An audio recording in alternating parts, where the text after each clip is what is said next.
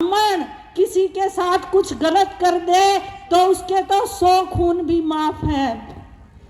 इस तरह की मानसिकता, उसके खिलाफ जनवादी महिला समिति ने लड़ाई लड़ी। हमारे संगठन की जो उपाध्यक्ष हैं सुभाषिनी अली सहगल, उन्होंने जनहित में याचिका सुप्रीम कोर्ट में डाली और उसका नतीजा ये हुआ कि 3 दिन पहले सुप्रीम कोर्ट ने ये कहा कि इन दोषियों को वापस जेल में डालो। ये सब जो आपने किया है, ये सरकार ने दोषियों के साथ मिली भगत करके सुप्रीम कोर्ट के साथ भी गद्दारी की है, इस देश की महिलाओं के साथ भी गद्दारी की है। जो बलात्कारी हैं, हत्यारे हैं, उनको आप ऐसे बचा नहीं सकते। ये जनवादी महिला समिति है जिसने ये न्याय सुनिश्चित करवाया है और आज इस मंच के माध्यम से हम बिल्किश बानो को भी सलाम करते हैं जो इस न्याय के लिए 21 साल तक लड़ी और अंत में उसको जीत मिली। बहनों, इस तरह के संगठन हमें गांव-गांव में बनवाने की जरूरत है। खुद भी ऐसे संगठनों में शामिल होने की जरूरत है, क्योंकि हम मिड डे मील वर्कर के साथ साथ एक महिला भी हैं और एक महिला होने के नाते हमें बहुत कुछ झेलना पड़ता है। सुबह सबसे पहले उठते हैं और रात को सबसे बाद में सोते हैं। सारा घर का काम करते हैं, स्कूल का काम करते हैं, डांगर ढोर का काम करते हैं, लेकिन अगर संपत्ति की बात करें तो हमारे नाम कुछ नहीं होता।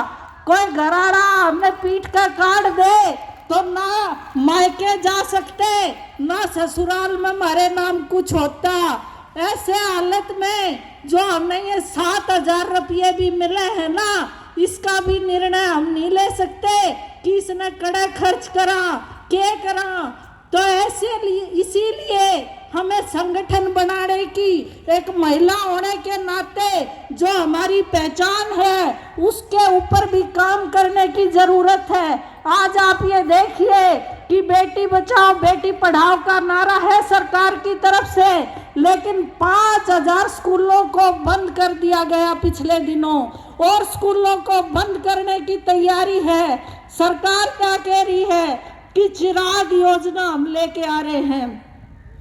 चिराग योजना में जो सरकार कह रही है कि जो बच्चे प्राइवेट स्कूल में पढ़ेंगे उनकी फीस हम देंगे, जो बच्चे सरकारी में पढ़ेंगे उनकी माँ बाप देंगे।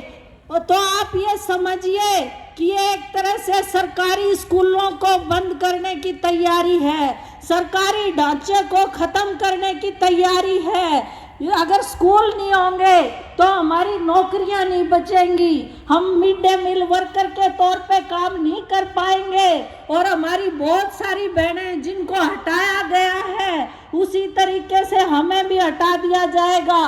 तो सबसे पहले हमें स्कूलों को बचाने की, सरकारी ढांचे को बचाने की ये लड़ाई भी अपनी मांगों के साथ साथ हमें उठानी पड़ेगी और जनवादी महिला समिति पूरे तौर पर खड़ी है। कहीं भी कोई किसी महिला के ऊपर कोई अन्याय होता है, चाहे कोई रास्ते में आते जाते, चाहे कोई घर के अंदर, वो बहन अपने संगठन को बढ़ाते हुए हमारे साथ आके न्याय की लड़ाई लड़े, हम उनके साथ खड़े हैं। और दोबारा से जनवादी महिला समिति की तरफ से मैं आपकी इस रैली को समर्थन देते हुए, आपकी इन मांगों को समर्थन देते हुए अपनी बात खत्म करती हूँ। धन्यवाद मेरी बात सुनने के लिए।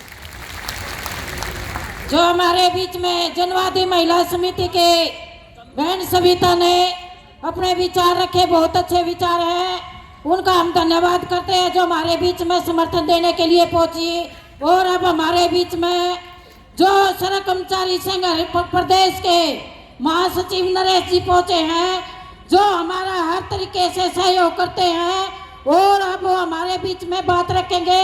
सभी बहनों ने ध्यान से सुनना है।